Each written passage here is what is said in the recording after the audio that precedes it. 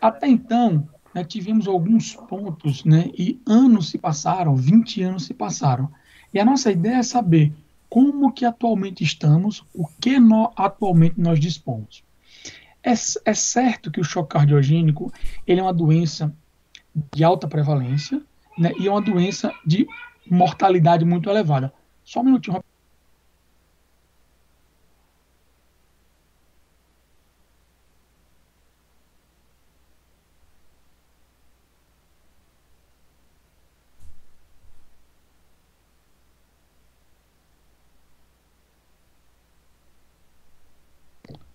Desculpa, é que eu fui pedir para os meninos falar baixo.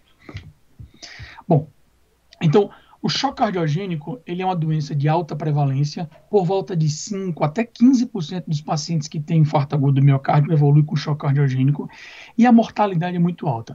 Eu não sei se vocês percebem, veja que no gráfico da direita a gente observa que data dos anos 2000 e o gráfico da esquerda até o 2016. Ou seja, nos últimos 20 anos, o que a gente observa é que uma mortalidade, né, prévia mais ou menos de 50%. Agora, por quê? Né? Qual é a explicação para uma doença prevalente, né, ter tanto alta mortalidade? O que, que a gente dispõe de recurso terapêutico nos últimos anos e na atualidade para a gente tentar diminuir essa mortalidade? É isso que a gente vai discorrer um pouco na frente. Deixa eu só perguntar uma coisa: o cursor está aparecendo? Tá sim. Beleza. Bom, e a gente sabe que quanto mais a doença, quanto mais grave a doença, maior a mortalidade. Essa série importante mostra que quanto maior o número de inotrópicos que a gente usa, né, você vê aqui, com 4 inotrópicos eu tenho uma mortalidade por volta de 74%, e o paciente com choque sem inotrópico por volta de 32%. Então, quanto mais grave, maior a morte, não só no doente agudo, como no doente de pós-operatório. Percebam que a mortalidade pós-operatória imediata nos pacientes com revascularização segue o mesmo preceito. Maior gravidade, maior necessidade de inotrópico, maior mortalidade. Então, nos últimos 20 anos, nós estamos um pouco até estagnados, né? Digo que de 90 para cá, a gente observa uma mortalidade alta, né? Por volta de 50% dos pacientes, média, acabam falecendo de choque cardiogênico, né? E o que é que nós podemos propor daqui por diante? A grande maioria dos pacientes com choque cardiogênico hoje é representada epidemiologicamente pela síndrome coronariana aguda. É um infarto agudo do miocárdio, sem dúvida, né, a etiologia mais frequente, né, do choque cardiogênico. É o protótipo que a gente que falaremos, né, ao longo da aula. No entanto, outras doenças, outras patologias cardiovasculares estão associadas ou no curso da doença se aparece o choque cardiogênico. Então, seja ela uma doença, insuficiência cardíaca crônica que agudizou, uma cardiomiopatia por estresse com a síndrome de Takotsubo, né, complicações de, né, doenças valvares, miocardites, o que é que seja. Fisiopatologicamente, né, o que chama atenção é que é uma rede de retroalimentação, na verdade de autoalimentação. Vamos utilizar como protótipo aqui o infarto agudo do miocárdio e veja que com o infarto acontece uma disfunção de ventrículo esquerdo, seja ela sistólica ou diastólica. Perceba que na disfunção diastólica o que eu tenho é um aumento, né, da PD2, né, da pressão diastólica final do VE, fazendo com que eu tenha um aumento, né, de edema pulmonar, levando a hipóxia, piorando mais ainda a isquemia iniciada pelo infarto agudo do miocárdio. Ao mesmo tempo, essa própria disfunção faz com que eu reduza o débito cardíaco, reduza o volume ejetivo sistólico, né? E essa redução do débito leva a uma perfusão periférica reduzida, leva a hipotensão, leva a uma redução coronariana, uma redução de perfusão coronariana, que eu faço mais ainda isquemia, leva a vasoconstrição, leva a retenção de fluido, assim como a própria disfunção leva a uma CIRS. E essa CIRS aumenta o nível de radical livre, aumenta a quantidade de citocinas, retroalimentando e piorando a própria CIRS, né, fazendo um estado pró-inflamatório, diminuindo a sensibilidade a catecolaminas, então os pacientes eles precisam de maior número de drogas, né, porque a sensibilidade está diminuída, eu reduzo a contratilidade, que por sua vez faço progressiva piora da disfunção do VE e leva à morte. Né? E olha que interessante, quando a gente percebe, né, os grandes, né, tratamentos propostos, né, para a própria doença, eles também podem trazer prejuízos. Então, olha que o inotrópico, né, quando o inotrópico ele age, né, melhorando o débito cardíaco, o volume sistólico, ao mesmo tempo que ele faz isso, o que é que ele pode fazer? Ele pode aumentar a quantidade de óxido nítrico, ele pode aumentar a quantidade de citocinas, piorando a própria CIS, né? O suporte mecânico circulatório, ele pode aumentar a própria CIS, que é sabido isso, né? O protótipo da circulação extracorpórea na revascularização miocárdica já diz muito, né, com relação à CIS desses pacientes. Né? A própria suporte mecânico pode aumentar o número de sangramentos, necessidade de transfusão, e a própria reperfusão coronariana. Ela pode fazer sangramentos locais, mesmo atingindo, né, nos escopos, né, de cada um desses sinais para tentar melhorar esse choque cardiogênico. Né? E isso vai se retroalimentando. Perceba que no final das contas, o que eu tenho é uma hipoperfusão tecidual. Quando a gente fala em choque, seja choque séptico, seja choque cardiogênico, distributivo, hipovolêmico, né, no fim das contas a gente acaba levando a uma hipoperfusão tecidual.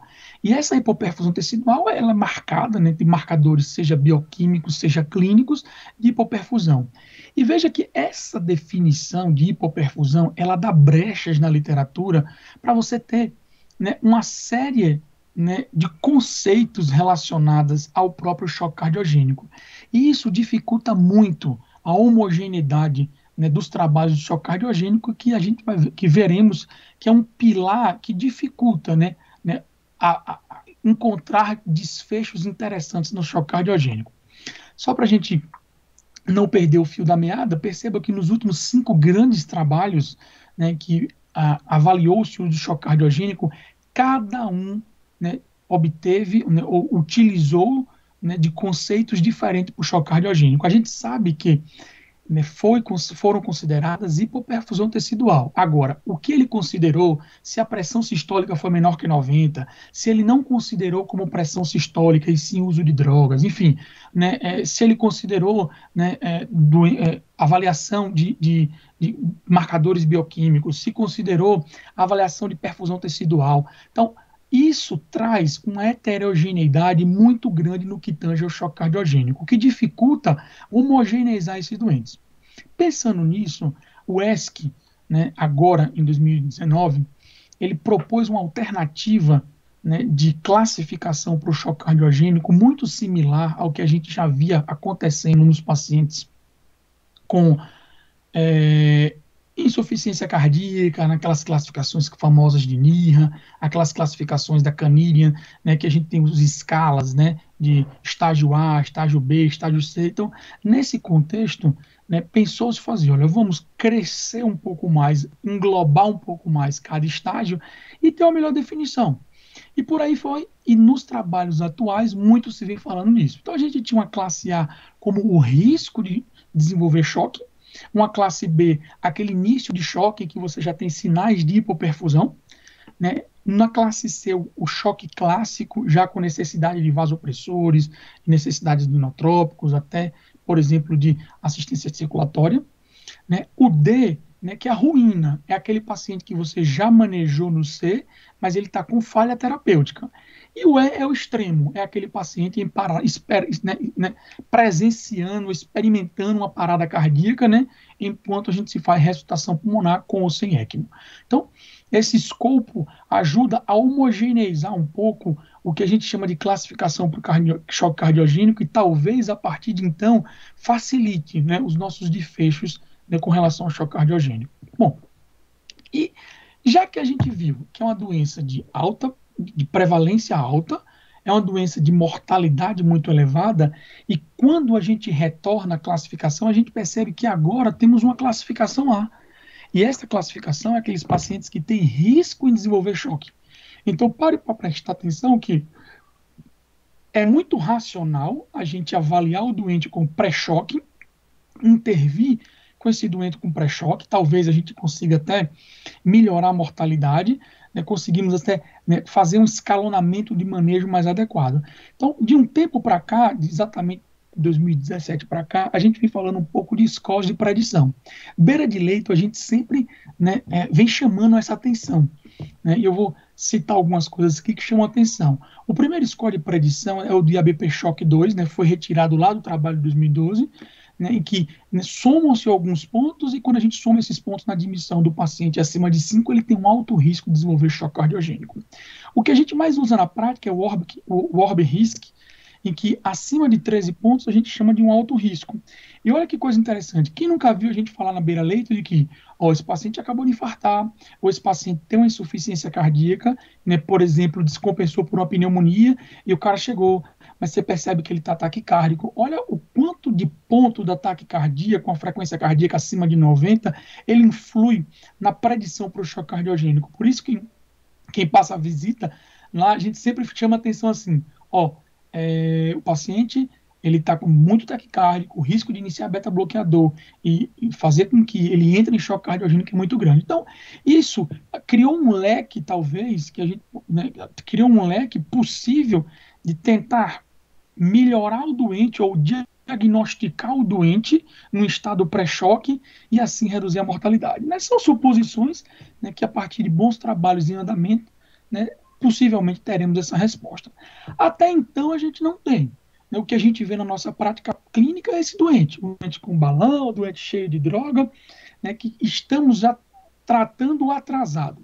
Mas nesse contexto do doente crítico, né, e eu volto um pouco à nossa escala, e eu vou passar de temporalidade, né, o que é que nós fizemos para que esse doente não chegue aqui, ou se chegue aqui ele saia? Bom, até a década de 80, apenas observávamos, né, repouso, né, não tinha grandes medicações, até que em 1990 surgiu um grande trabalho, nesse trabalho ele é muito famoso, chama Shock Trial, é um trabalho que foi em 1999, publicado no New England, e que neste trabalho observou-se 30 dias dos pacientes em que chegavam com choque cardiogênico, eram submetidos à terapia médica otimizada da ocasião, mais a revascularização.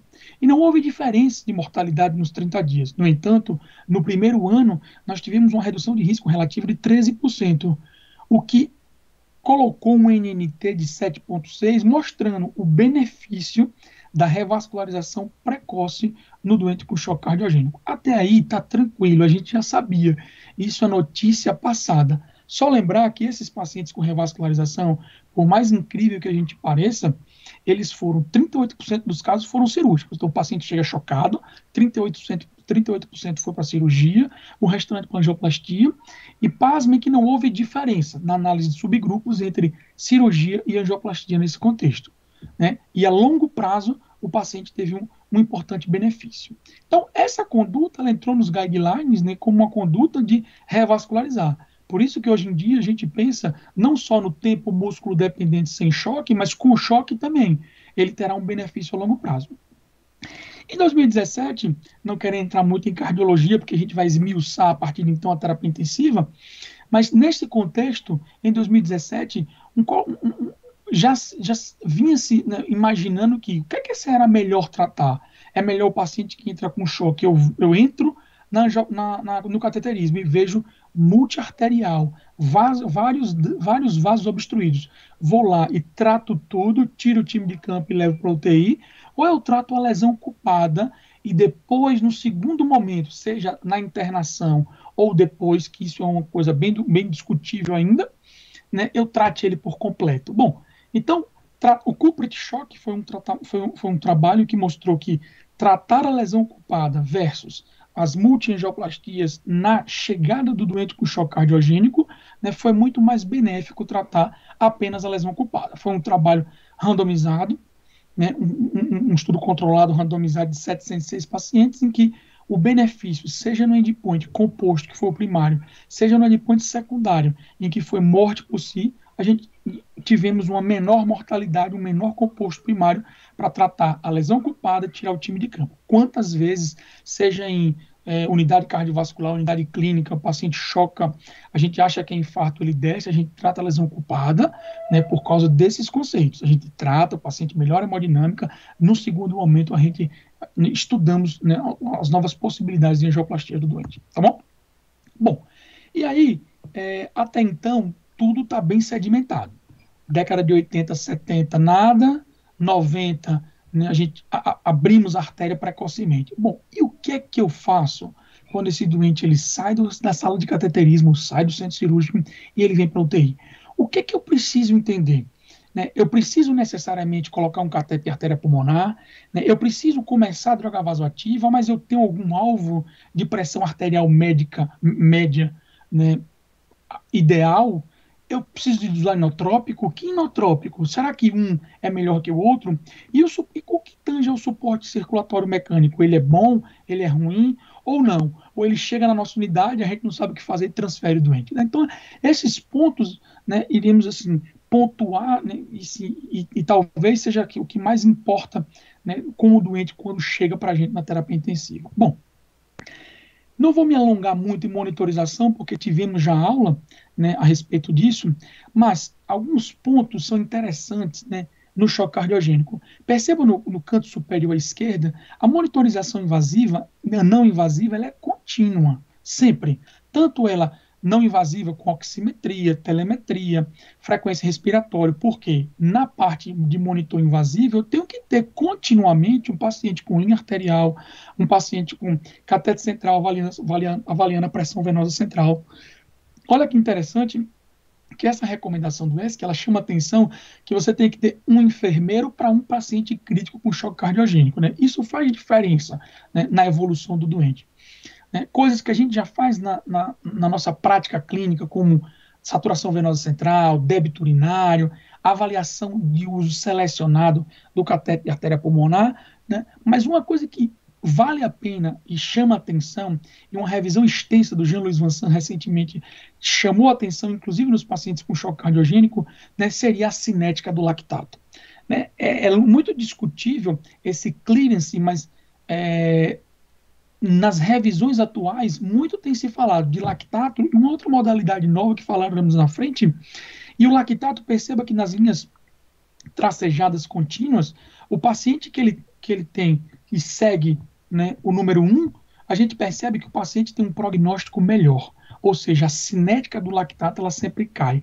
Não tem problema se a cinética subir, mas depois ela voltar ao 1. Então, a letra 1 aqui, ela, com a cinética decrescendo, o paciente tem sempre o melhor prognóstico do que comparado com o 2. É uma maneira simples, uma coisa fácil, né, que a gente tem disponibilidade em todos os locais e faz diferença na evolução do manejo do doente. E a monitorização de artéria pulmonar? Também não passando muito, mas a gente já falou isso, que não existe uso rotineiro, né? É importante em avaliação de ventrículo direito, pressão pulmonar, o gradiente transpulmonar e resistências. A gente consegue diagnosticar e avaliar a gravidade do choque, conseguimos avaliar prognóstico e monitorizar intervenções terapêuticas. E quando a gente fala em prognóstico, existe um índice, né, que ele é bem novo, de uns 2, 3 anos para cá, que chama-se Cardiac Power Index, né, o índice de força cardíaca. Isso, mais do que nunca, vem sendo usado e nas novas diretrizes vem sendo apontado como o grande marcador e o grande alvo a ser atingido nesses pacientes com choque cardiogênico. E perceba, por exemplo, que a gente encontra aquele paciente no leito com a pressão arterial média de 80, mas ao mesmo tempo com um débito, um índice cardíaco de 1,8, e a gente pensa, poxa, mas o cara está com a pressão boa, não deve ser nada. Engano da gente. Né? Pensemos muito mais além, né, que essa correlação entre pressão e força e índice cardíaco traduz nesse índice de força cardíaca. E isso está diretamente relacionado com o prognóstico. E quando ele vem alterado, precisamos melhorar a nossa hemodinâmica. Então, é muito comum o contrário acontecer. O paciente que tem um débito cardíaco tá bom, a gente olha o débito de 2,5, o cara tá ótimo, 2,5 de índice, o cara tá com débito bom, mas ele mantém uma PAM de 55. Então, alguma coisa no prognóstico desse doente é pior. Então, isso mais do que nunca vem sendo ratificado e veremos na frente que esse será um grande marcador dos pacientes com choque cardiogênico, né, para avaliar prognóstico e decisão, entre outros tipos de dispositivos. Bom, então, falamos de monitorização muito rápido, né, manejar fluidos nesse doente. Não esqueça, independente do choque, seja ele choque cardiogênico, seja ele séptico, o paciente, antes de começar a pensar em droga, a gente precisa manter a normovolemia. Sobretudo nos doentes com choque cardiogênico, uma coisa pior acontece. Perceba que na curva de Frank-Starling, quando a gente observa o paciente que tem disfunção cardíaca, e ele, nessa disfunção cardíaca ele deprimida, existe um ponto ao qual o volume além, ele não só não faz diferença quanto ele piora, né, o volume ejetado. Então, neste momento, a gente tem que pensar em tirar líquido do doente, independente se ele está com choque ou não. Então, muito embora isso seja uma celeuma, o cara está com noradrenalina e furosemida, isso é muito comum no choque cardiogênico. Manter a normovolemia é normal, seguir essa curva de Frankenstein é normal, porque se a gente for adiante na volemia ou deixar o doente hipervolêmico, ele está piorando o seu débito. Então, normovolemia é uma condição básica inicial. O paciente ele não pode começar drogas estando hipovolêmico. Bom, e com relação às drogas, todo mundo sempre quer saber, mas eu vou fazer que remédio, que droga, né, que droga eu uso? Bom, o primeiro grande ensaio que a gente testou vasopressores nos pacientes com choque, todos os tipos de choque, data de 2010, com o Daniel De Baker. Esse foi um trabalho assim, super interessante e que ratificou para nós da choque cardiogênico, né, para nós da terapia intensiva, que o choque cardiogênico ele se beneficia muito mais comparando noradrenalina com dopamina. Quando falamos de choque hipovolêmico, de choque séptico, não tivemos diferença entre ambas as drogas. Mas quando avaliamos o grupo específico de choque cardiogênico, talvez o paciente que use noradrenalina, ele é um paciente que no choque cardiogênico se beneficia em relação à dopamina. Bom, então já estou sabendo, mas em vitro, eu observo, né, que a adrenalina ele tem um potencial efeito vasoconstritor e ele reduz a pressão pulmonar. Então, por que eu não uso a adrenalina e a norepinefrina ficou bem difundido nos trabalhos? Justamente por isso. Uma série prospectiva dos pacientes usando vasoconstritores, adrenalina e noradrenalina, epinefrina e norepinefrina, percebo que no que tange a mortalidade não houve diferença. Mas observe, né, na planilha esquerda que o paciente que usava adrenalina ele é um paciente que ele permaneceu-se muito taquicárdico nas primeiras 24 horas. E isso dificulta muito o nosso trabalho. Será que ele está pior do choque? Será que tem outra coisa associada? Ademais, os pacientes que usaram adrenalina, muita hiperlactatemia. E eu volto a repetir, hiperlactatemia eles tiveram, mas quando avaliamos a cinética do lactato, ela reduziu. Então, existe essa diferença entre norepinefrina e adrenalina, né? E, no geral, no choque cardiogênico, preferimos o inotrópico noradrenalina, norepinefrina, pelo fato de parecer comparado com a dopamina, que é melhor no que tange mortalidade, e comparado à adrenalina, eu tenho menor quantidade de lactato e menor taquicardia. Então, em número 1 de vasopressor, chamamos atenção à noradrenalina. Bom, então eu já sei que a noradrenalina é boa, mas e qual é o alvo de PAM? Volta e meia, todo mundo já passou isso, de encontrar um paciente no leito e olha, o paciente está com droga, mas está com a PAM ali, sistólica de 110, 115, uma PAM de 85. Não, está com droga. Não, mas está com sistólica de 10, não vamos reduzir droga. Bom, um cara sabe, o Pierre Asfer, ele estudou o quê? Dividiu o alvo de PAM em 2 percentis, entre 80, 85 e 65 e 70, e avaliou mortalidade, né, nesses pacientes. E o que observou?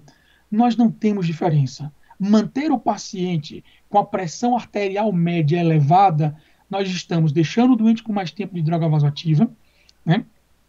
E neste caso específico, nós estamos transpondo. Esse trabalho foi um trabalho feito para choque cardiogênico e como a gente transpôs para o choque, para um choque séptico e transpomos para o choque cardiogênico. E aí, intuitivamente, você pensa, o que é que o vasopressor faz que o choque cardiogênico não quer? O vasopressor, ele aumenta o consumo de oxigênio pelo miocárdio, o vasopressor, ele atrapalha a microcirculação coronariana. O que é que o vasopressor faz mais? O vasopressor, ele piora pós-carga. Então, assim, já que funcionou por medidas de transposição, a gente utiliza como um alvo terapêutico a PAM entre 65 e 70 suficiente, sem trazer, né, piora no desfecho de mortalidade no doente para o choque cardiogênico. Então, vamos assim, a partir de então, né, e aqui serve para todos os choques, inclusive séptico, porque aqui foi tirado, a corte foi choque séptico e não cardiogênico, mas transpomos isso, né, para o cardiogênico. Então, lembrar que o alvo da PAM, 65, 70, é mais do que suficiente. Bom, Então, eu tenho noradrenalina, né? Eu tenho tentar PAM de 65 a 70, e aí o paciente, né, com PFC, o paciente com choque cardiogênico, hipoperfusão, né, extremidades frias, todos usando o inotrópico. O primeiro grande, né, trial que fez assim, existia, né, antes de 2006, 2008, a dobutamina. O primeiro grande trial que colocou um outro, né, inotrópico a ver de cara para tentar mostrar se havia algum benefício, né, foi um trabalho no Critical Care de 2008 que apenas 32 pacientes, todos com choque cardiogênico refratário, pós-infarto, todos 100% utilizando dobutamina, e resolveu se colocar levosimedan com o Onyx, o enoximone, que é um inibidor de fosfodiesterase. E percebeu na curva de sobrevida que os pacientes que usaram levosimedan tinham uma sobrevida menor. Infelizmente, esse foi um trabalho único, pequeno, e que não se foi reproduzido na frente. Né? De lá para cá, a gente não conseguiu reproduzir essa superioridade. Então, ao levosimedan, por exemplo, na síndrome de baixo débito, nos pacientes submetidos à revascularização miocárdica com disfunção, não houve diferença nenhuma. O paciente sai da cirurgia com ou sem dobutamina, a gente associava o levosimedan, e o levosimedan, com relação ao placebo, não houve benefício adicional no que tange a mortalidade. Tá? Né? O próprio Giovanni Landoni, né, manteve um novo trial para isso, né, e também não se teve diferença nenhuma na probabilidade de morrer, né, por qualquer causa no paciente que usava levosimedan com necessidade de suporte hemodinâmico. Bom, e, e ninguém até então teria buscado dobutamina versus levosimedan.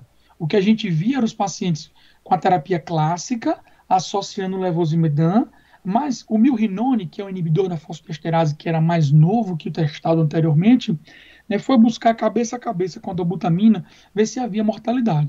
Trabalho publicado agora em agosto de 2021, e que tanto no composto primário, que eram, né, morte, né, necessidade de diálise, parada cardíaca, vários endpoints em um só, né, e aqueles pacientes com endpoint secundário de morte, nós não tivemos diferença. Então, o paciente com choque, né, dobutamina versus milrinone, né, não tivemos diferença, o que nos leva a inferir e que não existe, né, uma melhora de inotrópico entre os vários que dispomos, que atualmente nós temos os inibidores da fosfodiesterase 2, os sensibilizadores de cálcio, que é a levosimedan, e os agonistas aí beta, que é a dobutamina. Então, não há, na verdade, uma superioridade de um com o outro. Isso ratifica, né, o poder de droga barata e droga boa da dobutamina, utilizada, né, em todos os cenários, inclusive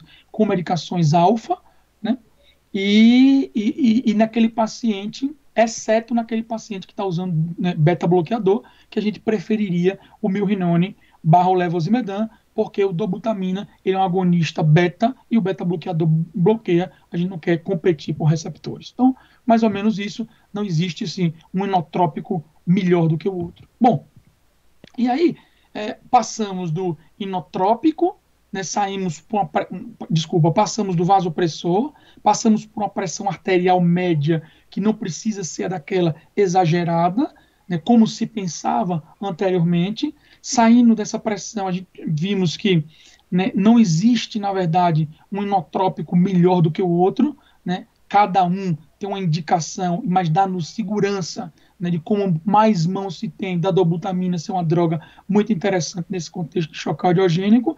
E neste momento nós damos um stop, né? O stop que, a partir de então, droga, eu não tenho grandes opções.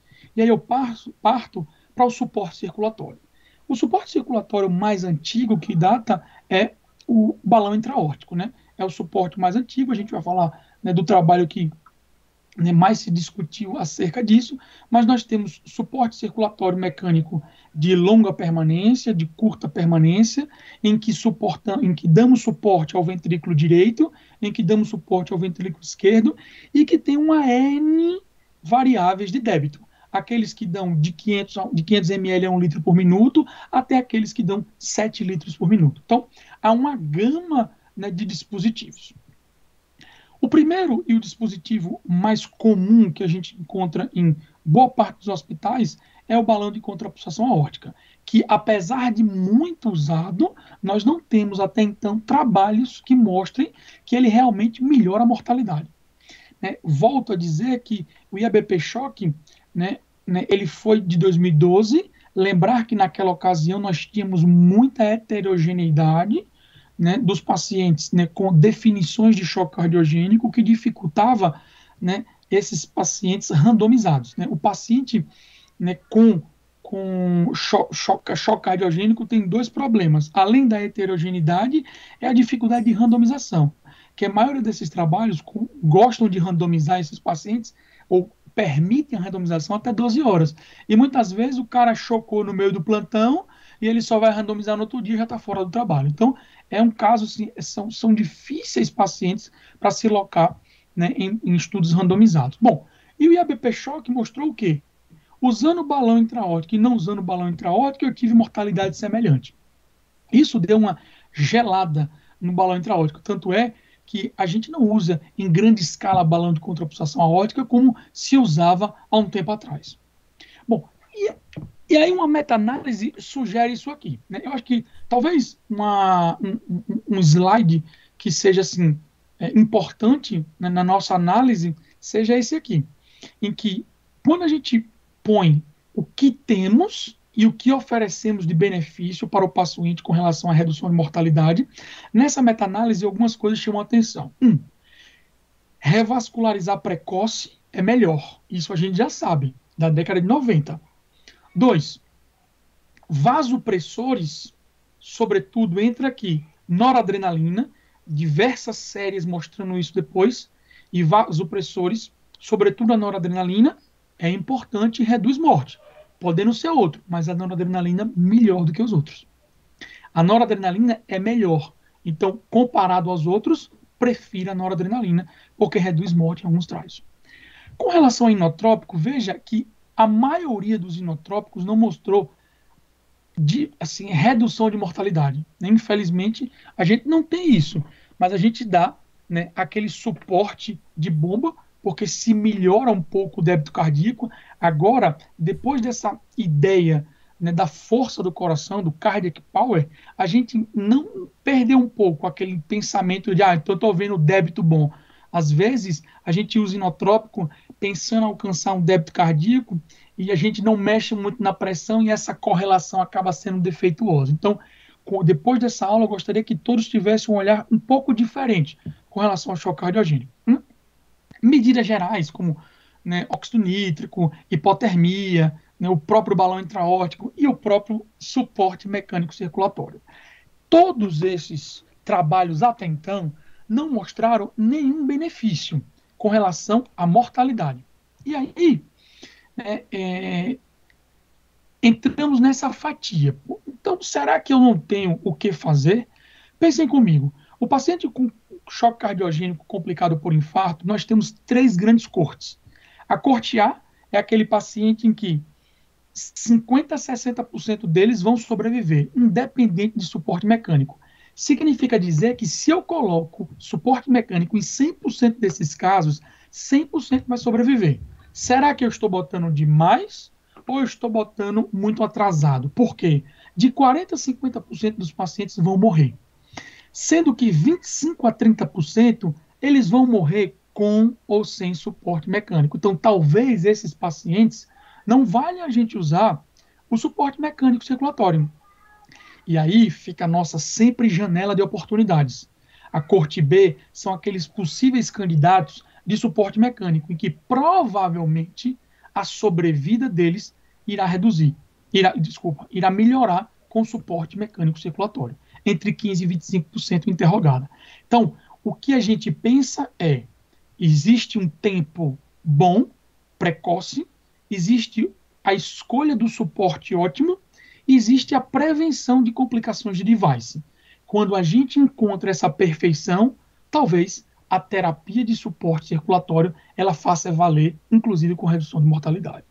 Bom, e outra coisa que, além de percebermos o paciente precoce, além de avaliarmos, encontrarmos esse paciente ideal encontrarmos o suporte ideal, né, todo o time, né, direcionado à prevenção de complicações do device, é certo que quanto maior volume de choque cardiogênico, né, temos no hospital, menor a mortalidade. Veja que quando eu tenho acima de 107 casos anuais de choque cardiogênico no hospital, eu tenho uma mortalidade por volta de 30% a 35%. No entanto, se eu tenho menos de 27% dos casos, eu tenho uma mortalidade que vai até 45%, né? Questão até de diferença de quase mais de 10%. Então, né, é importante, né, que se tenha volume, que tenha equipe treinada para que consigamos reduzir. Daí surge o que a gente chama de hub and spoke. Né? Lembrar que essa teoria, né, hub and spoke, ela foi tirada da medicina do tráfego americana, em que raios da periferia, né, voltam a um hub central.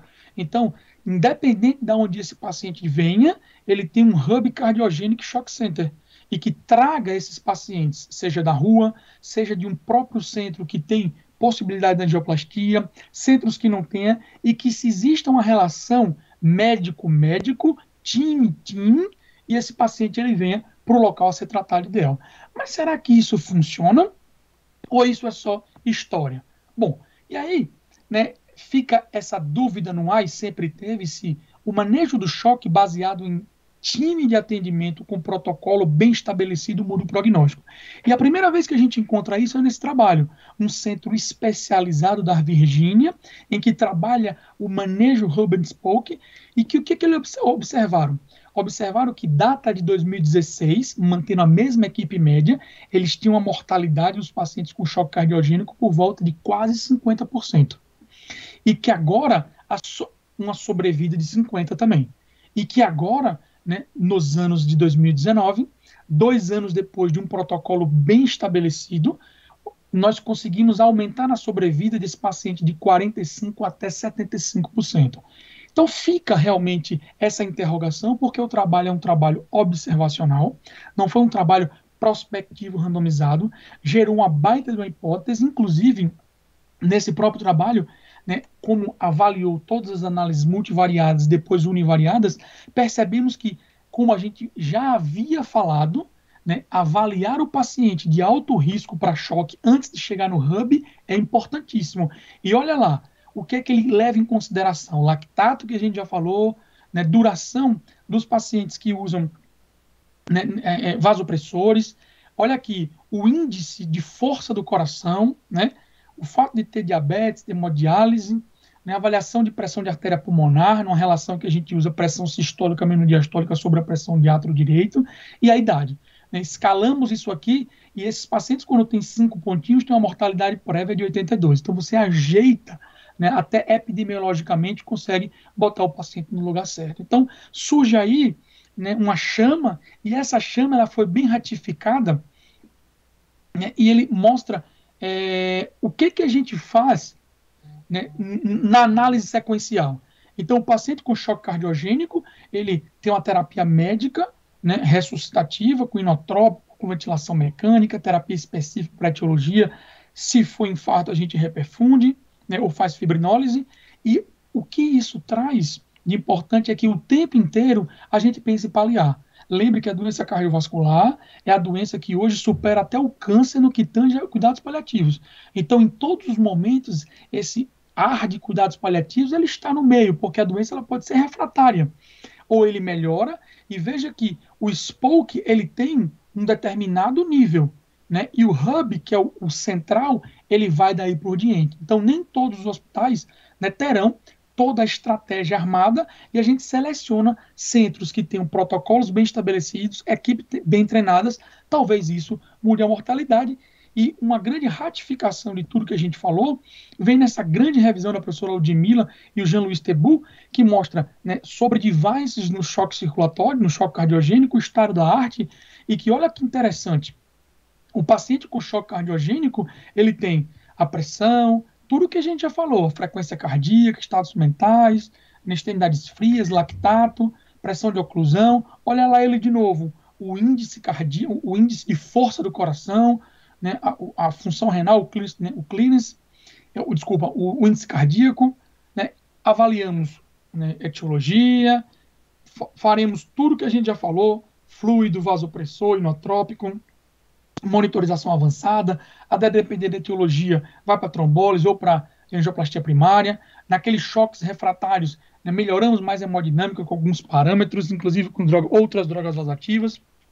E quando esse paciente ele começa a ter falha orgânica, né, precocemente, esse paciente é levado a um heart team de choque, né, selecionamos o melhor e mais apropriado device para aquele paciente que vão desde 500 ml a 1 litro, né, por minuto de débito dado pelo balão de contrapulsação aórtica, até uma ECMO que pode gerar até 7 litros por minuto. Então, o mais importante dessa revisão é que o sucesso do tratamento depende de instituição precoce das medidas para adequar o débito e a força do coração e evitar atraso na assistência. Não adianta, né, querermos tratar um paciente com choque cardiogênico 24 horas, 36 horas depois do início.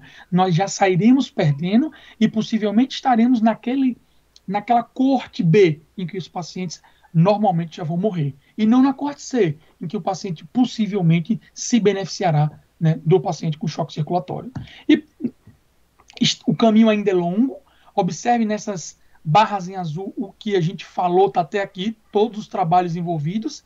E temos uma gama de trabalhos a serem publicados, né? Tá aqui a referência, se cada um quiser, do Clinical Trials, né? Muita coisa nova vai vir, talvez pelo fato da mortalidade muito alta do choque cardiogênico e a possibilidade de redução dessa mortalidade com medidas, né, que possam surgir, né? Isso criou a galinha dos ovos de ouro, né, da cardiologia, da terapia intensiva, e talvez coisas novas virão aí, né, nos próximos anos.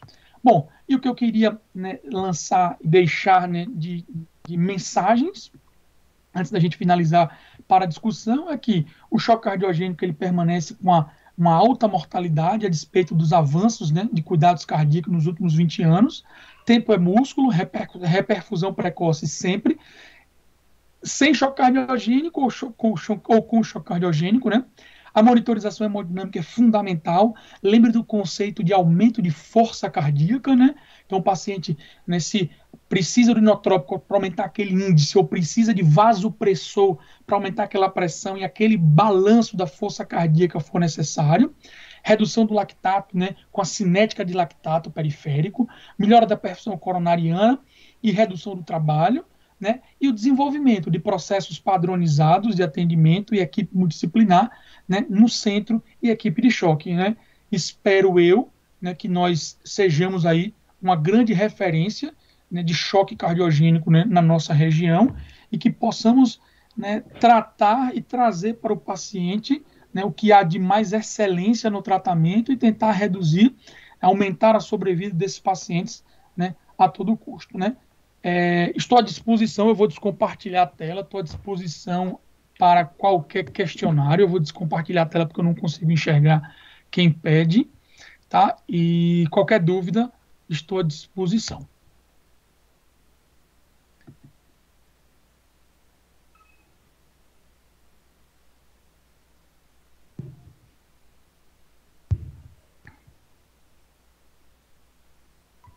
Alguma dúvida? Algum comentário? Todo mundo entendido? Podemos nos transformar no hub do Estado?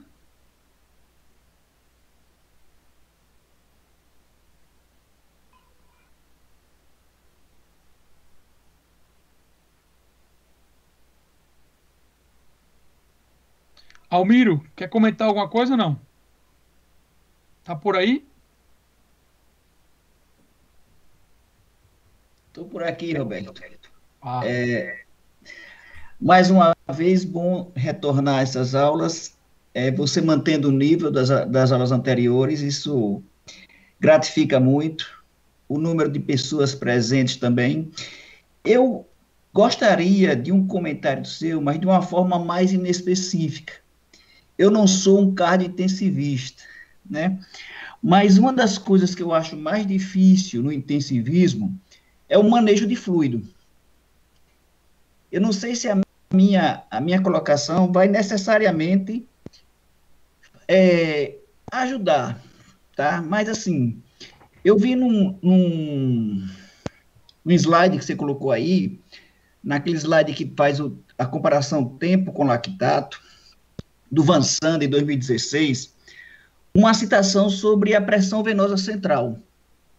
Como o ajuste de fluidos, o manejo de fluidos, é uma coisa que eu acho muito difícil em terapia intensiva, a gente já passou por várias alternativas na tentativa de manejar bem isso aí.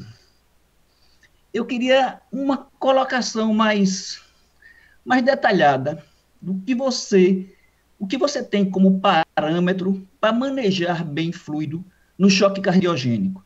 A gente já passou por leg raise, passou por ecocardiograma, passa pelo diâmetro de veias com o duplex cam, e eu me lembro de um comentário do Marik, na Chest, há um tempo grande atrás, acho que uns 10 anos atrás, onde ele colocava que a PVC era como, a pressão venosa central era como uma moedinha, que você jogava para cima, e se desse cara, você usava a PVC, se não desse, se desse coroa, você não usava. Eu particularmente, deixei de confiar em pressão venosa central, mas eu noto, quando eu converso com o pessoal, que ainda se utiliza muito o recurso, pelo menos na discussão da pressão venosa central, talvez porque a gente não tenha muito subsídio para manejar fluido. Não sei se eu estou colocando bem, certo? Em suma, quais são os seus parâmetros, o que é que você utiliza para manejar o fluido dentro do choque cardiogênico? Eu sei que a minha pergunta não é muito de cardiointensivista, eu gostaria de falar mais sobre inotrópico, sobre, né, essas coisas do vasopressor, mas eu vou colocar dentro do que eu sinto mais dificuldade no intensivismo geral, certo?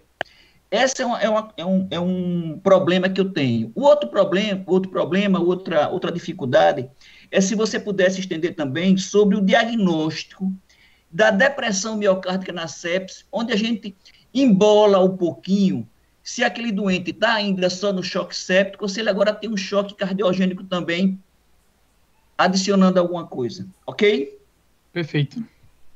Almiro, veja, ressuscitação volêmica e manejo de fluidos é realmente um tema de uma aula, né?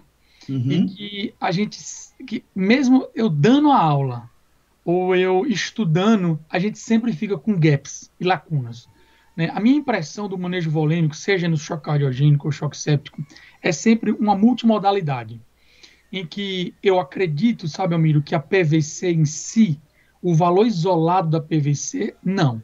Eu acredito que não tenha muita relevância clínica. No entanto, o dado da PVC, muito embora a gente precise do dado da PVC para calcular outras coisas. A variação da PVC na inspiração, precisamos da PVC para calcular, por exemplo, né, o débito cardíaco, né, naqueles monitores novos. Precisamos da PVC para calcular a saturação venosa central. Então, assim, muita coisa precisa da PVC. A PVC isolada, eu concordo com você, né? É lógico que um caso ou outro, né, chama atenção, mas para o doente com choque cardiogênico, a PVC não é o melhor cenário, até porque o aumento da pressão diastólica final faz com que muitas vezes a pressão de átrio direito desse paciente ela já seja elevada. Então a gente já sai meio que perdendo com a elevação da PVC. Então, eu prefiro outras alternativas, e você já citou muito bem. Então, o que é interessante? Leg raising é uma coisa boa, né? O que a gente vem usando cada vez mais é a avaliação hemodinâmica ecocardiográfica, né? É muito interessante você saber, você observar o doente, né, que está com débito cardíaco baixo, você põe o transdutor na cava, a cava está de 30, não existe nenhuma variação inspiratória com a cava, mas você tem certeza que aquele paciente está cheio, né, que eu não preciso mais colocar. Ao contrário, na curva de Frankenstein, no paciente com disfunção miocárdica, eu tenho que tirar líquido desse doente, porque se eu tiro líquido desse doente, esse doente melhora o débito. Né? Além disso, né, existem assim, outras alternativas nas nossas monitorizações, como, por exemplo, a variação de volume sistólico, né, o VVS, que a gente pode, assim, à beira-leito pelo nosso EV1000, né, assim, claramente observar se dá para, né, ir um pouquinho mais, um pouquinho menos. Assim, é muito difícil, eu concordo com você, mas eu acho que é multimodal. Né? Eu acho que não tem um marcador isolado, eu acho que uma série de marcadores, né, vão se confluindo para termos aí essa resposta ou esse manejo. Que muitas vezes, Almir, eu vou até te ser sincero, que uma prova volêmica, às vezes, né, entra até no manejo. Eu lembro que o Marcelo Parque chamava até a atenção disso. Não é prova volêmica de como a gente vê, dá 2 litros para o doente e vai dar 500, tá? Não é isso. A prova volêmica é prova volêmica curta, né? De 250 a 500 ml. A gente já tinha dito isso, não sei se você lembra, quando discutimos sobre embolia pulmonar maciça. Uma prova volêmica curta, o cara tá euvolêmico, tira o time de campo, vamos pensar em outra coisa para frente. Né? Nessa linha, Almiro, a gente, possivelmente, até o fim do ano, eu creio, que tentaremos capacitar todos os plantonistas e todos os diaristas da terapia intensiva, né, para o manejo do ecocardiograma beira-leito, né? Eu acho que é de fundamental importância, né, a gente ter esse manejo com ferramentas que são nada invasiva, prática, simples, né, e que só basta algum treinamento, né? Não precisa ser ecocardiografista para saber coisas simples. Não sei se eu te respondi, eu sei que é difícil um dado isolado, mas eu concordo com você, é muito difícil manejar fluido e que juntando tudo, né? Uma coisa que eu usava muito antigamente era o delta PP, viu, Miro? E eu até Certo. perguntei a Diego se a gente não poderia voltar aos monitores delta PP, porque eles ainda não saíram de cenário, né? É uma coisa que vale a Uhum. pena. Como o ecocardiograma ganhou aí uma expressão muito grande, talvez o futuro, né, seja assim, manejarmos esse doente, né, à beira-leito, né, com o próprio ecocardiograma, que no futuro toda a equipe não estará aí treinada, né? Nos Estados Unidos todo mundo é treinado, seja enfermeiro, seja médico, todo mundo, né? É um anseio aí. E a segunda foi sobre o que mesmo? Me Foi lembra? sobre o seguinte, quando o paciente tem choque Ah, séptico, ele faz a depressão miocárdica no choque lembrei, séptico, até lembrei. quando isso está inflando como, né? Concordo, amigo, Como essa se também é um... o Veja, diagnóstico entendi. Eu não fazia. sei se você participou de várias discussões com a gente na época do Covid, né? E assim, talvez o Covid ensinou um pouco a gente, né, a definir entre choque cardiogênico de origem, né, séptica ou de origem, né, já com doente com insuficiência cardíaca que piorou. Bom, é difícil, né? Inicialmente, se você tem um ecocardiograma do doente que é normal e o doente em vigência de septo ele faz disfunção, depressão miocárdica, não tem outra justificativa. A doença, Beleza. a depressão miocárdica, né, da sepse, ela envolve muito mais além de ventrículo esquerdo. É ventrículo direito, é ventrículo esquerdo. Muitas vezes a gente vê depressão até da direita mais do que da esquerda, sem necessariamente ter embolia pulmonar na jogada. Né? Então, se você tem um eco inicial, é bem tranquilo. Se for em vigência de uma síndrome coronariana aguda, também é fácil. Porque apesar da gente estar trabalhando atualmente com a troponina ultrassensível e a troponina ultrassensível, ela assim dá umas escorregadas e ficarmos na dúvida, o paciente quando faz choque cardiogênico de infarto agudo do miocárdio com supra-ST, ele vai para a troponina de 50 mil, 100 mil. Neste caso, a gente não tem muita dúvida que pelo menos um componente, por mais que tenha séptico, um componente daquele tenha, né, né, seja cardiogênico. Agora, Miro, no geral, não vai mudar a terapêutica. A terapêutica só vai mudar se Uhum. etiologicamente a gente acreditar que aquela doença ela é, né, isquêmica e precisa de angioplastia. Só isso. Né? E isso, marcadores podem nos ajudar, eletrocardiograma nos ajuda.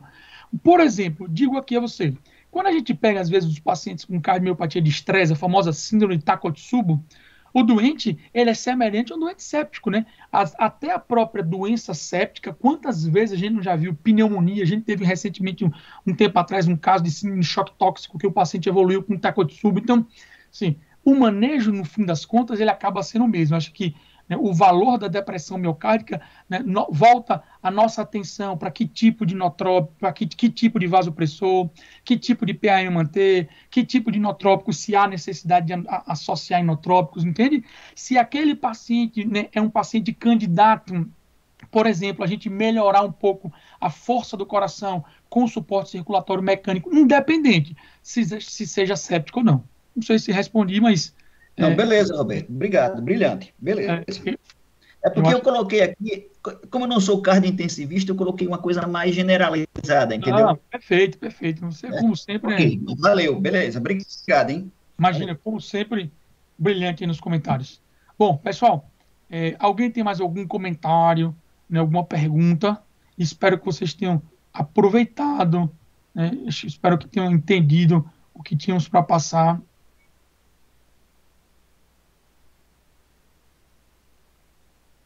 Bom, né, acho que não tiveram mais comentários. Eu gostaria de agradecer a retomada, né? Eu acho que primeiro, quanto mais capacitados nós formos, né, e quanto mais unidos e agregados nesse benefício de capacitação contínua, seja do médico, do enfermeiro, do fisioterapeuta, da equipe multi, que por volta, né, a gente sempre envolve tudo isso, né, sempre na terapia intensiva, eu acho que a gente cresce. Muito obrigado, né, a participação de todos. Né, próxima semana, né, encontraremos novamente, né, possivelmente nos próximos dias aí, né, estaremos passando, estou esperando, né, a avaliação da parte da comunicação para fazer a liberação aí, né, de alguns protocolos, de alguns treinamentos, né, já na sala, né, realísticos. Então, em breve, eu vou estar divulgando a vocês. Muito obrigado pela presença de todos. Muito nos alegra o retorno com um bom quórum, que assim permaneça, né, até o fim do ano. Muito obrigado, boa noite. Acho que terminamos aí no horário certinho. Um abraço, pessoal, e até a próxima quarta-feira. Abração.